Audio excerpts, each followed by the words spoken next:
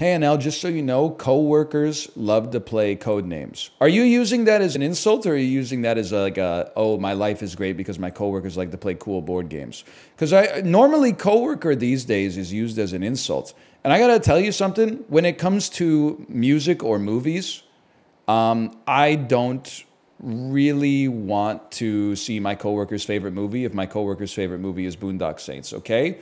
But I feel like with board games, it might be best. The best board games might be coworker games. Because I feel like your coworker is going to show up with something that's fairly agile, easy to learn. Ticket to Ride, Machi Koro, Settlers of Catan, something like that. You can play a few games, have a couple beers, and like be okay. This is a Matrix Revolutions. I mean, Reloaded. I really thought... Oh, it's Captain America. The first Avenger. It's the Winter Soldier. Sorry, my mistake here. My mistake. Captain America, the Winter Soldier. Captain America, the Winter Soldier. Am I stupid? This is the Avengers 1. My bad. My bad. Anyway, I'm just saying, coworkers, they come to the function and they're like, check it out, a little game called Uno. My reaction is, oh my God, a board game night where someone brought a game I already know how to play, so I don't have to listen to 40 minutes of like one person reading the rule book, trying to go, and like they are self-conscious of how long it's taking, so they start mumbling over the words and like trying to self-select the words they don't have to read because they're not important, but they haven't played the game enough to know what's important and what's not. And then when people are like, oh, I hate when people, yeah, it's Ticket to Ride's good, but it's a little played out. They always show up with something in a fucking like 12-kilogram box that has like 900 different subsets of tokens in it, and it takes like 8 hours to set up. No, thank you, man. No, like, listen, if you're at the game store to begin with and you're going to be there all night, I get it, but like, come on, buddy. We were just trying to have a couple beers and play Monopoly, okay?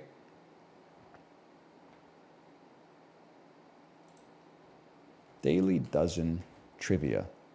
And then the worst part is people will like, they'll, in my opinion, they what about that? They go, no, no, no, no, you don't have to read the rule book anymore. Everybody can just sit around and look at my phone and watch a 15-minute YouTube video to explain the rules instead. And then you watch the video, you play a game, you make a ton of mistakes because it's your first time playing the game, and you go, oh, next time we'll play. Now that I know the rules, it'll be like a lot faster and we'll all have more fun, and you will never play the game again as long as you live. Because on board game night, you never bring the same shit. You always bring a new game and just repeat the cycle over and over and over again. Everybody brings one game that nobody but them has ever played before. They teach it to everybody. You play one shitty game, and then you never see it again because they bring a new game next time. Deion Sanders came out of retirement to play the final 2 seasons of his career with this AFC team in 04-05. It's the Washington Commanders.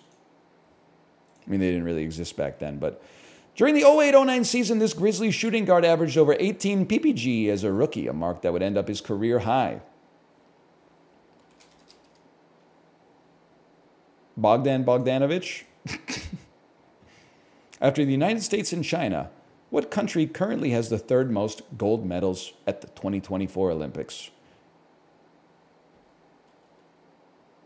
Great Britain. Why not? Okay, France. I don't know, honestly. I'm a little pissed off because they are competing as Great Britain. So if it was Great Britain and they didn't have Great Britain, I would be pissed off. It's Australia? Okay, fair enough, fair enough. All I'm going to say is if you took the swimming events out of it, or if you, like, maybe not even take the swimming events out, but instead of there being 50 swimming events, maybe there's like 35, the medal count would look a little bit different. That's all I'm going to say. The medal count would probably look a little bit different. The Summer Olympics, or as I call it, swimming and all the rest. The Fire Festival was scheduled to take place on the island of Great Exuma, which is located in Barbados. All right. That is Miley Cyrus and Tom Hardy. Yes! We get those. What fruit-flavored candy bar introduced a new soft and squishy variety of their product known as Air's Gummies? That must be Airheads? What? Fruit-flavored candy brand. Airheads. It's not Airheads? Airheads? Warheads? Air?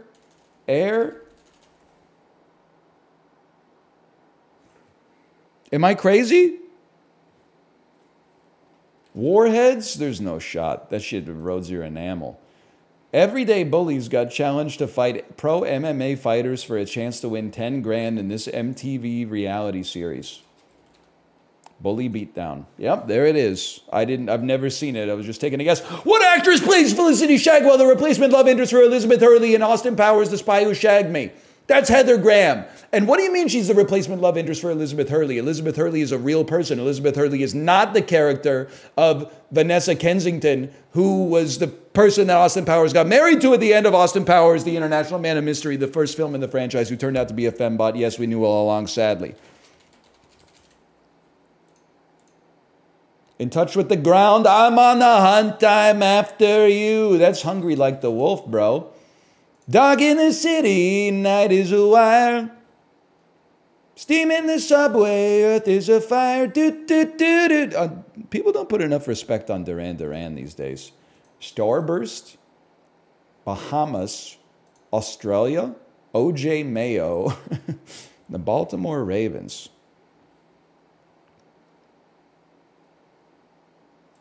Rio and Hungry Like the Wolf are on the Peloton playlist.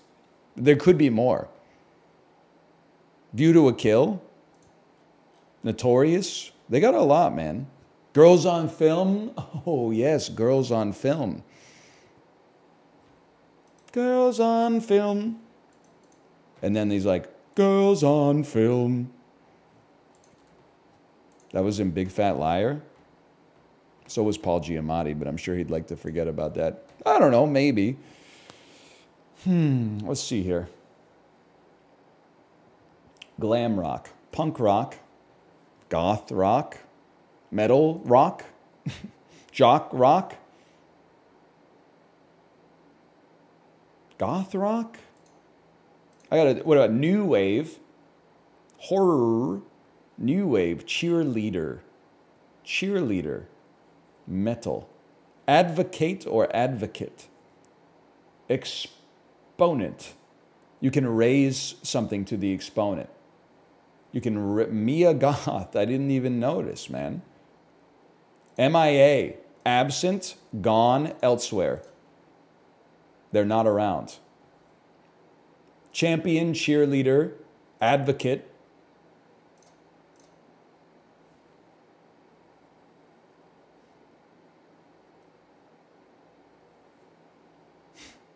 Like, what is to extol the virtues of something? To champion something, to wave something, to value something, maybe, I guess? No? Metal, punk, jock, something? Glam, punk rock. I'm just pissed off because I'm like, to feel like jock rock, is that a thing? I don't know. I don't know, man. Goth rock, metal, punk, glam rock. Okay, it's not jock rock. I'm thinking of jock jams. Champion, cheerleader, advocate, jock?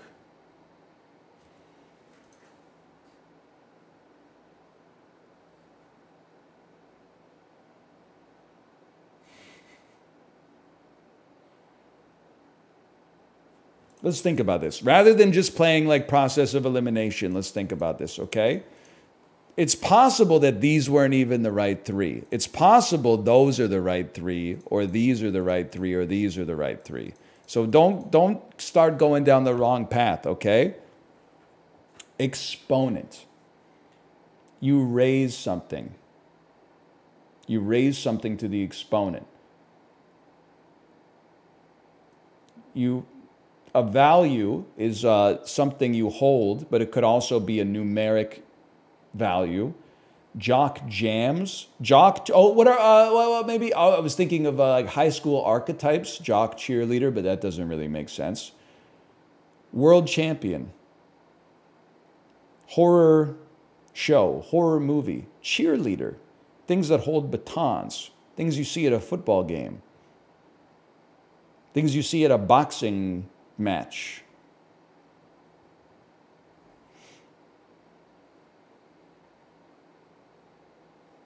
A wave, a cheerleader,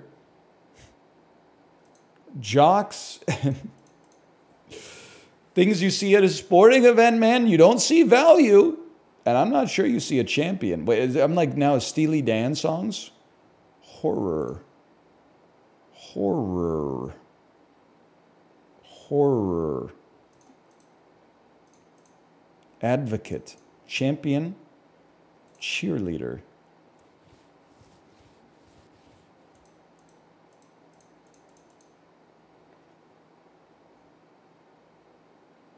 I'm very lost. They brought back the Mentat, man. And I'm happy they did, because now I feel like I'm getting what I want out of connections. Wednesday, Thursday, the connections were, or maybe it was Tuesday, Wednesday. They were too easy. It was 1, 2, 3, 4. Numbers in the Arabic numerical system. A, B, C, D. Letters of the alphabet. Now they're cooking up something a little bit different. On. 8. Ent. Ak. Liu. Roar. Der. Wave. Wave. Cheerleader, jock, champion. But what would advocate, exponent, horror, value be? Value, priced, exponent, price, raised, advocate, champion, cheerleader.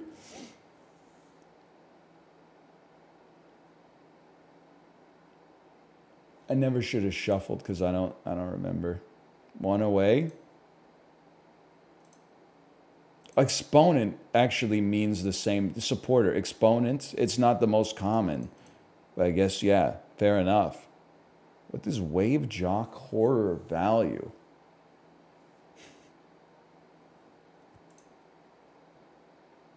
Shock.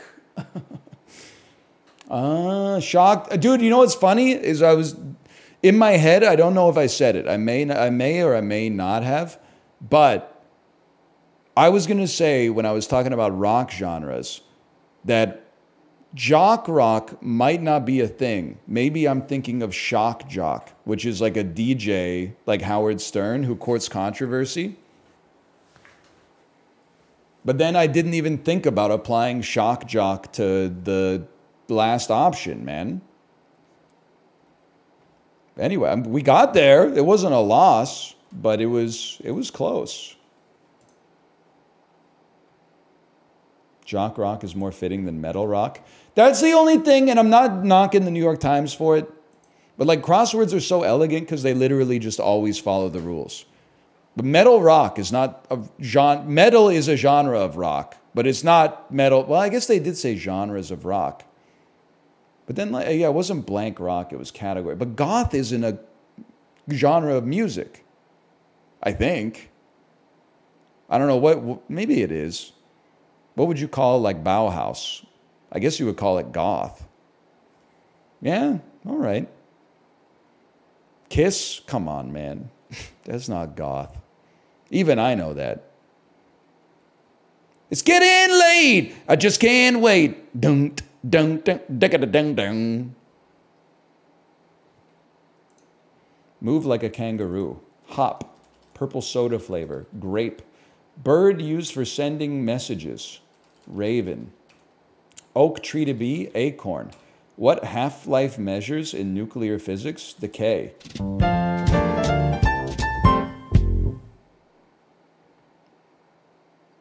It's like the easiest. It's the easiest mini that's ever been made. Damn, I thought my 20 was good. 20 is good. It's no 15. Here we go. We're Costco guys. Of course we buy 20 pounds of meat. Can you even buy 1 pound of meat at Costco? That seems a little light, but short rib tends to be fairly expensive. I mean, it's not ribeye, but it's certainly not ground beef. I would think that a pound of it might be like $6 or $7. Pound? Wait, am I stupid? It might be $20. I'm thinking of apples. Apples are like $3, and I'm like, beef is like 2 apples. No, man, beef is like, that might be like 6 apples. It's not going to be $20 though. I'm trying to think. When I buy a pound of ground beef at the grocery store, it's usually like $8, but you're paying the Galen Weston markup, and you're paying the non-Costco price, and that's in Canadian dollars, but it's ground beef. So if I was buying a pound of short ribs, I bet it would be like $17. 15 at Costco, take it down to $12.99 for the American dollar. $13.99? $14.99? I was in the ballpark. I can live with that. Sometimes you just gotta, you gotta come up with a scaffolding to make an estimate.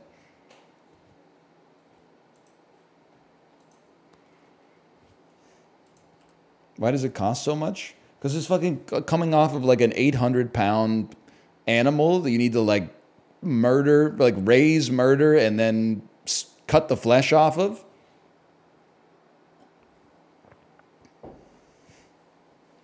Tofu is $3 a pound and better for you. Yeah, but it tastes like tofu. So like I can, listen. Mind your own business, I guess is what I'm trying to say.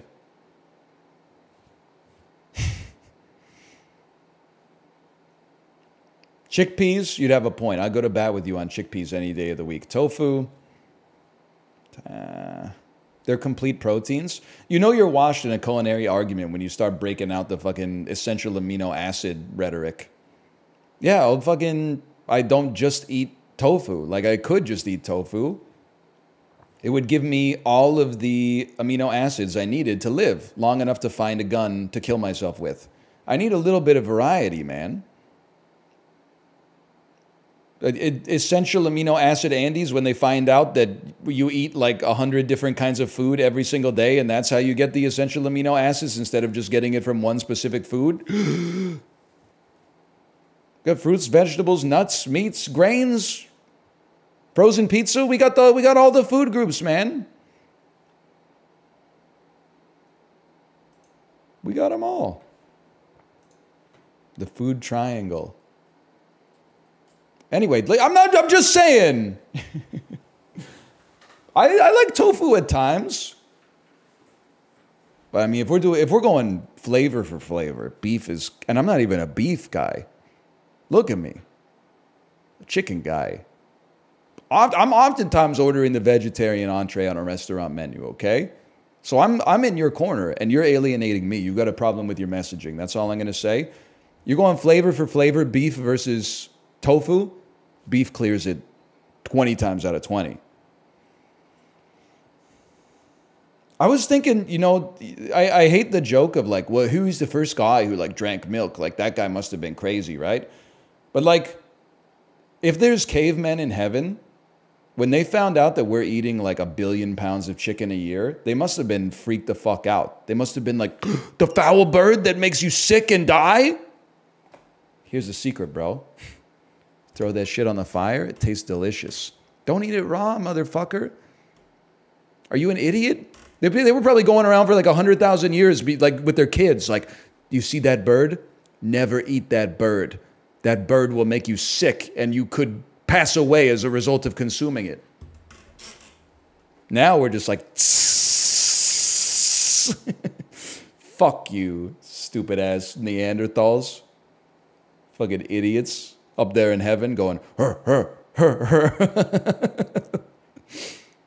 freaking the fuck out when they see like a fruit or a vegetable that wasn't in the 2-kilometer radius in which they lived their entire life. Like, what the fuck is that? It's an apple, man. It's an apple. Chill. Yeah, I know. You grew up in fucking the sweet potato mountains or whatever. It's a big world out there.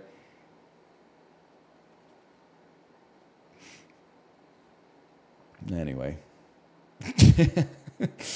Argentina.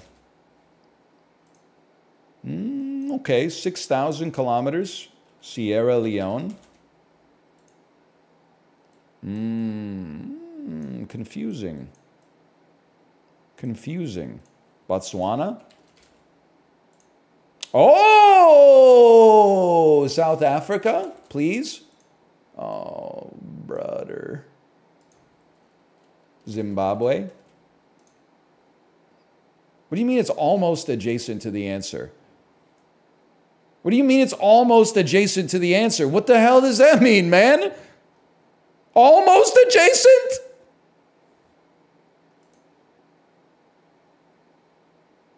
Angola? Are you fucking kidding me, man? What is this? This is, you're Lesotho. You're Namibia. The mystery country. Oh! Oh, I was mad, but now I see, man. Now I see that it's got the cytoplasm. It's got the tendril. So I mean, I see they are almost adjacent, man. I don't know what to tell you. They are kind of touching. They touch at a single point. That's kind of sick. Namibia is South Africa's Canada. That's a great way to remember that, man. Now this shit is fucking Sweden.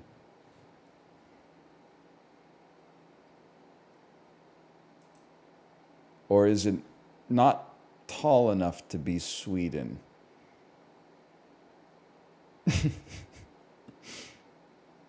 Your ass. Maybe you're Finland? Fuck you.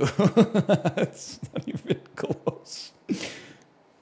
You're like fucking Suriname then or something like that. You're in South America. You're fucking Guyana. Fuck you, man. Fucking Venezuela ass, probably.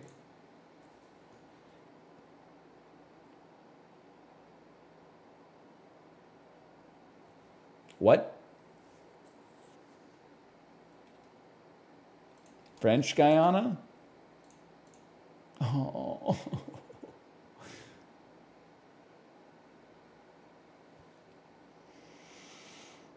What's the island called? Cimarron. Caicos? Not Turks and Caicos. The island. It's Dutch. No, Suriname is Dutch. It's Curacao? Martinique! The hell is Martinique, man?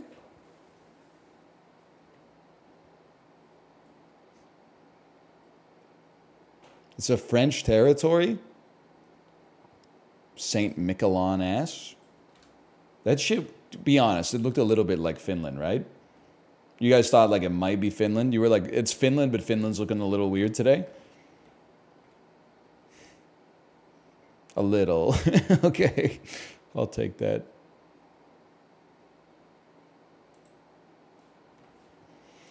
June 9th, 2000. Summer vacation of the 5th grade. What was poppin'? X-Men 1. X-Men 1 was poppin'. That might be the 20th Century Fox joint. Touchstone Pictures. Dude, am I crazy to think that the Nutty Professor 2 The Clumps is going to be in here? Nicolas Cage from 2000. Give me the genre. Action, crime, thriller. I'm going to start you with a Gone in 60 Seconds. Beautiful. There was a lot we could have gone for there, but we'll take Gone in 60 Seconds. Paramount Pictures starring Tom Cruise from June 9th, 2000. Genre is action, adventure, thriller. I'm going to say that's MI2. Okay, that's a big one.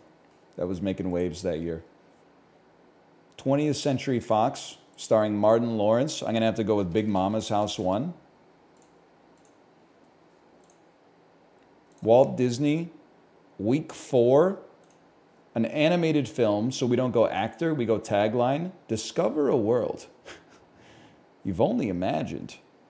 Starring D.B. Sweeney. Freeze me on that one. DreamWorks. Very low fall off in week 6. Any chance we're dealing with Shrek here? Just checking. Starring Russell Crowe. Never mind. Gladiator. I don't think Russell Crowe was in Shrek. Discover a world you've only imagined.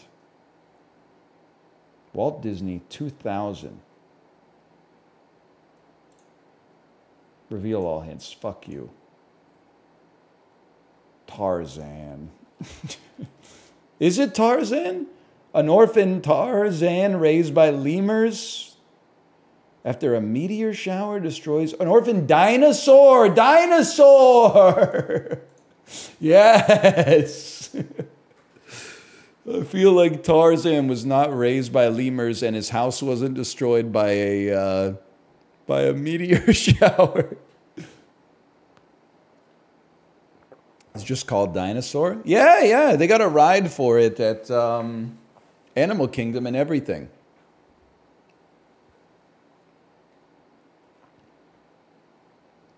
I thought we did pretty well, man. We were kind of cooking.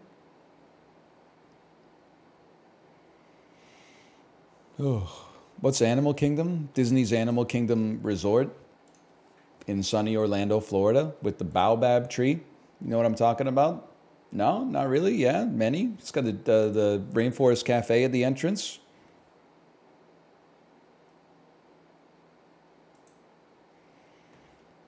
All right, so you got Blade. This stars Wesley Snipes and Chris Christopherson. I know the villain's name, but I can't remember it. We're gonna connect probably through Wesley Snipes. I'm trying to think who else is in this.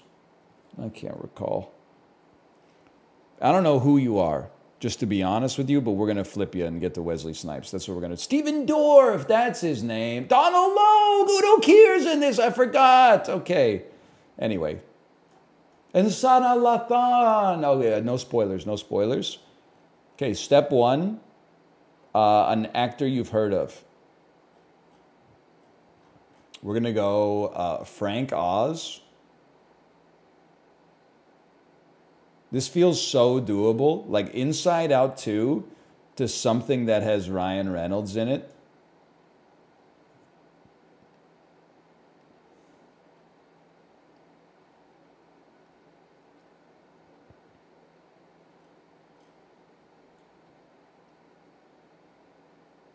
Star-studded cast, man.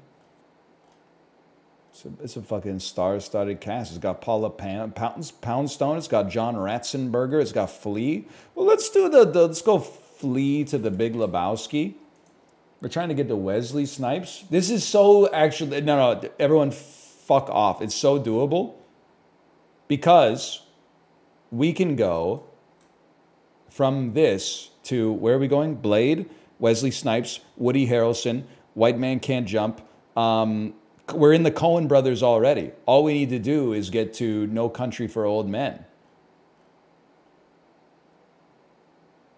All we need to do is get to No Country, man. No Country. No Country, of course, has Tommy Lee Jones, Josh Brolin, Javier Bardem.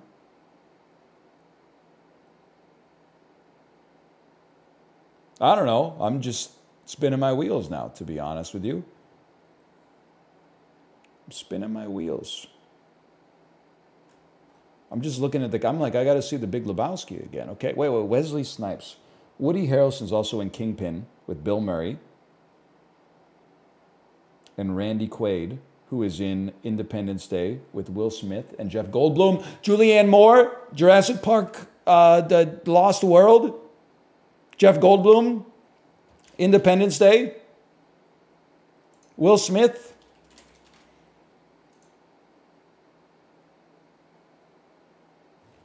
How was I trying to connect this one again? I lost it. You were going, oh, wait. Independence Day. Again, Jeff Goldblum, Life Aquatic. Bill Murray, Kingpin. Woody Harrelson, White Men Can't Jump. Wesley Snipes, Blade. Time. 2 minutes, 59 seconds. We get there. We had to double back a little bit. Wesley Snipes, Unstoppable. David Schofield. Come on, man. Holy cow, we only got 5 minutes left? When you talk a lot, like, time goes by really quick, man.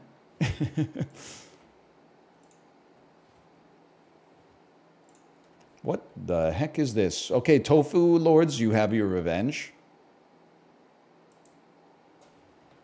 Various meats and tofu in a rich seasoned soy sauce broth. Ingredients like cinnamon, star anise, and ginger are used. Often found in bustling night markets. I mean, I see night market. I think Singapore. I'm just going to go ahead and say it. That's warm. I think China. Lu Mei, a traditional Cantonese dish. It's got a lot of stuff. A variety of offal. Duck gizzards, pig intestines, chicken feet. Don't even get me started, man. No thank you. Potatoes, eggs, flour, salt, nutmeg, bread, croutons, sauerkraut, and optional ham. This is from a nation like Germany. I think I've heard of Kartoffel before. I think I was getting that from deep inside of my brain. I don't know about the close, but Kartoffel, I think I've heard of. That just means potato. You already know I'm obsessed with it. That's spaghetti with hot dogs. Cook spaghetti, saute onions, bell peppers, and sausages. Add ketchup and a splash of Worcester sauce.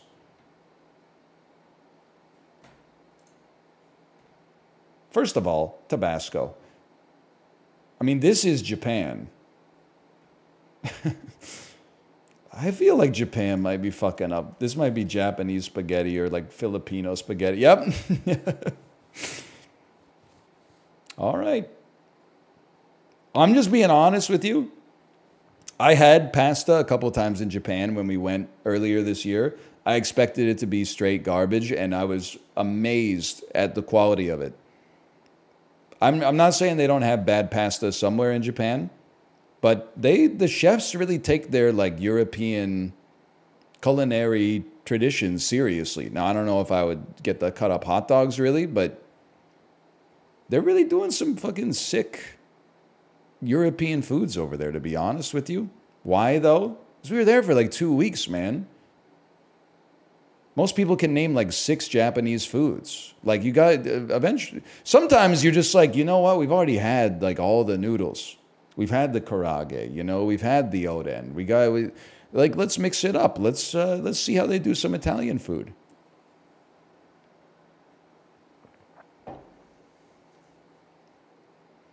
Like I know I go through this now and then. Yes, I have been to McDonald's in Japan.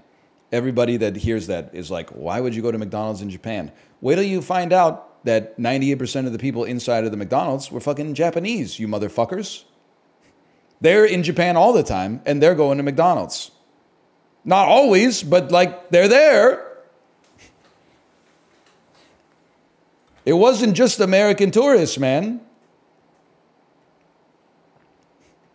But you're not in Japan all the time? You wouldn't know it from here in the comments in chat. What kind of argument is that? Well, I feel like the idea is like, oh, you don't appreciate your vacation. If I went to Japan, I would simply eat traditional Japanese food every day. No, you wouldn't, motherfucker. You'd be going to the Yoshinoya that's right next to your hostel every single day and ordering the same fucking dish because it's the only thing you learned how to pronounce, okay? Don't compare us. I'm out here experiencing the broadness of the country. I'm not just getting the same 400 yen beef bowl every single day to feel like I'm living authentically Japanese, okay? I'm touching different points on the balloon of life.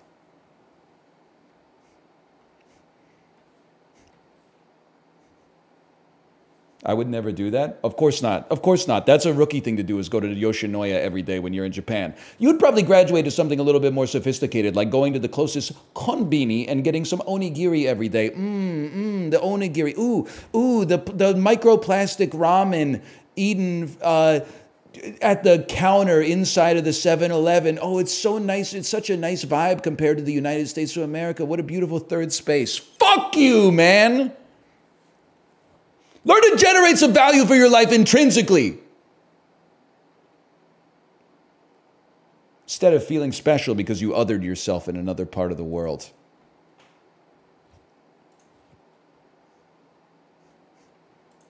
It's been 5 minutes. You can go now. No. It's the love of the game, man. There's some beautiful ones I haven't done yet. We don't have to do every acting one, okay?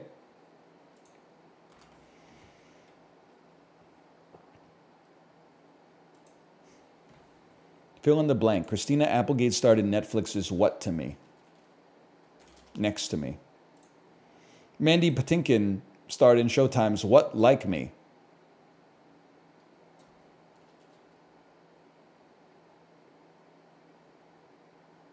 Not. Dead. The Walking Dead. Why didn't you say so, man? Directly following the Qin. What was the second and longest lasting Chinese imperial dynasty? The Ming. The Han. Okay, the Han. My mistake. Let me guess. Question 3. It's question 3 is about Han Solo. I thought it was going to be about Fast and the Furious. Ayurvedic medicine says you can balance your dosha energies with what brown spice in the parsley family? Cinnamon? Found in Indian curry, what seed spice is probably the world's most widely used? Cumin. There you go. The principle of moments is a physics theorem describing what type of force? Inertia. That's correct. The answer is torque. All right. Are they going to, guys, be cool? I think next time I log in, they're going to take my point away. Philip Roth's great American novel concerns an insidious commie plot to destroy which game? Football. They would call it a sport. Mario. Fortnite.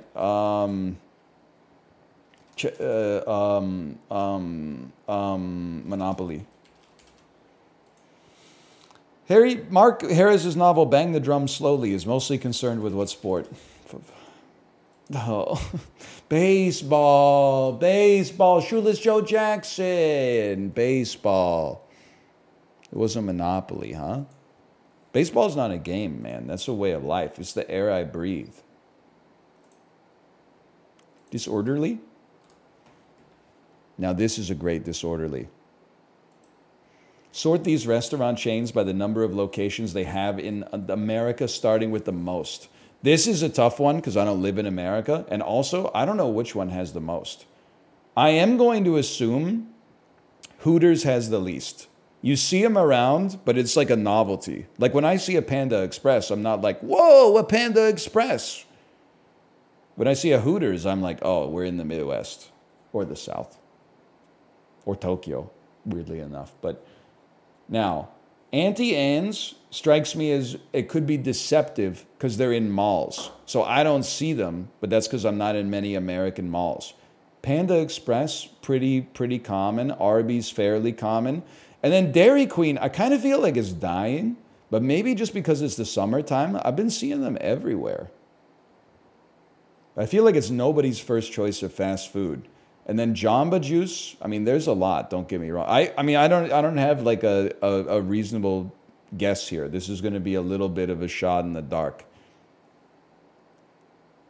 I'm going to say there's... I'm going to say it looks like that. We got 2 right, okay? Dairy Queen clears, Arby's clears. Dairy Queen's number 1. Fair enough. Fair enough. I don't really have anything to say about it. Ordering carryout from Hooters is one of the best bits of all time. Dude, that is really funny. That's a good bit. And it's a bit that you could do. Like, you could do it once, and then it would be funny. And then the second time, all of your friends would be like, that's so stupid, you're really going to do it again? But then, like, if you can hold on and do it a third time, you're doing it once a month. And they're laughing their asses off every single time. The second time is the minimum. People are going to be like, really going back to the well on that Hooters stuff, right?